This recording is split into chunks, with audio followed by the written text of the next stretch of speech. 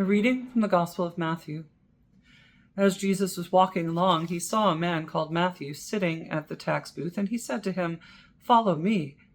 And he got up and followed him. And as he sat at dinner in the house, many tax collectors and sinners came and were sitting with him and his disciples. And when the Pharisees saw this, they said to his disciples, "Why does your teacher eat with tax collectors and sinners?"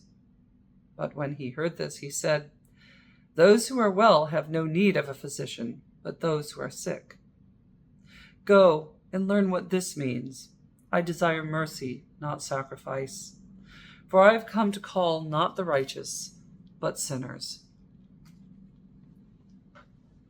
Well, happy feast day of the disciple Matthew, now known as Saint Matthew in our parlance. And Matthew is known, of course, for this famous scene drawn from the Gospel according to Matthew. Tradition says that the disciple wrote this. Other scholars think maybe not so much. But in any case, this account of the calling of Matthew from the Gospel of Matthew, and it highlights for us one essential thing, and that is God calls God calls people who are still on the way, who are still works in progress, who are still falling short of the glory of God. Jesus did not call 12 perfect little people to be his disciples. He called works in progress. Every single one of those call stories we hear. Peter, who's brash and always out in front and kind of leads with his heart and speaks before he thinks, and all sorts of instances throughout the Gospels where it's clear that Jesus has not called the most learned people or the most accomplished people in worldly terms. God has called those who are willing to follow. And he says, my mission in this exchange around the dinner table with all the tax collectors and sinners, again, the scribes and Pharisees often wondering, why is he sharing table fellowship with these folks of questionable reputation? And some of them not questionable. Some of them are absolutely quite clearly deficient morally. Why is Jesus sitting with them? And Jesus says it differently in a different gospel text I preached just last week. And this time he says, it's not the healthy who need a doctor, it's those who are sick.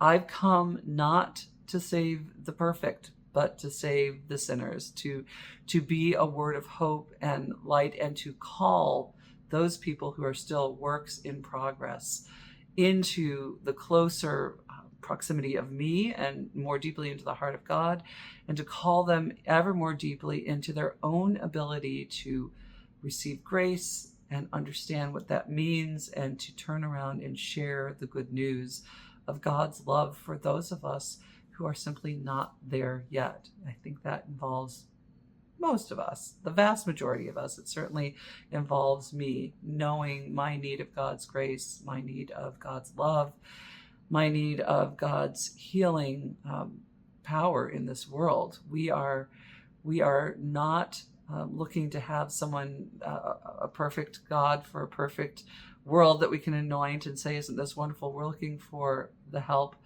of a God who loves us and who keeps drawing us ever onward in service and in proclamation of the good news of the gospel. So God is calling all sinners. I think that's probably involving most of us here, either preaching or listening to this sermon.